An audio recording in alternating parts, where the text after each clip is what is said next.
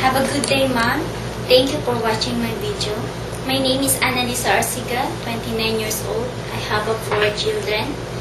The ages is 10, 9, 6, and 3. I'm a high school graduate. I have experience domestic helper in Kuwait. They have 6 members in the family with 4 children. The ages is 8, 7, 2, and newborn baby. My madam is a teacher, and then my sir is an architect. Okay, so meaning to say, Annalisa, you've been working in Kuwait for Yes, years, Mom. right? Yes, Did you Mom. finish your contract? Yes, Mom. I am finished contract. It Okay. extended a month. Okay, and then how many maids were there? They have 2 wings. How many bedrooms your employer has? 3 bedroom. And how many washroom?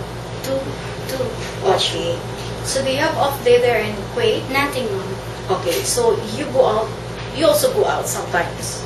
Go out with my employer also.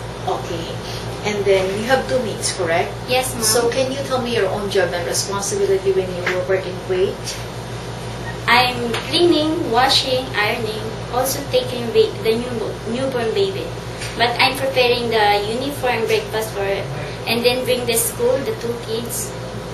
I bring for the school, then first with them, with my madam. Okay, so meaning to say, you give attention to the newly born baby. Yes, Mom. Okay, and then you also sometimes fetch the children to go to the school. Yes, Mom.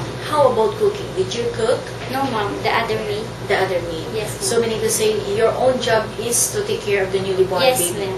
So during your free time, you help your co-mates helping to work household chores, right? Yes, Mom. Okay, and then you also do all the feeding bottles of the baby? Yes, Mom. Okay. How about sleeping with the baby? Did you Yes, Mom. When my madam is business tour, I need to sleep with the baby. Okay. So meaning to say your mom depends on you how to take care of the newly born baby, right? Yes, Mom. Okay. And then how about cooking? Can you cook? Only for the breakfast like that. Only Okay. simple dishes. Simple dishes can Yes, cook. ma'am. Okay. So like for example, if I will give you a menu or a recipe, can you manage to follow and cook that? I try my best to learn. Okay. So this is the first time that you want to be there in Hong Kong? Yes, Mom. Okay. So what is the reason behind why you want to be there in Hong Kong, not in Kuwait? In Kuwait, it's less salary. In Hong Kong, maybe a high. Then I need to help to my family and also the future of my kids. Okay. So meaning to say totally no communication with the father of your No, children? nothing. Okay. And then you also experience how to take care of pets? Nothing. But are you willing to take care of pets? Yes, I'm willing. Okay, how about doing car washing? Do you have any experience how to do car washing? No, Mom, I don't have experience. But are you willing to do? Yes, Mom. Okay.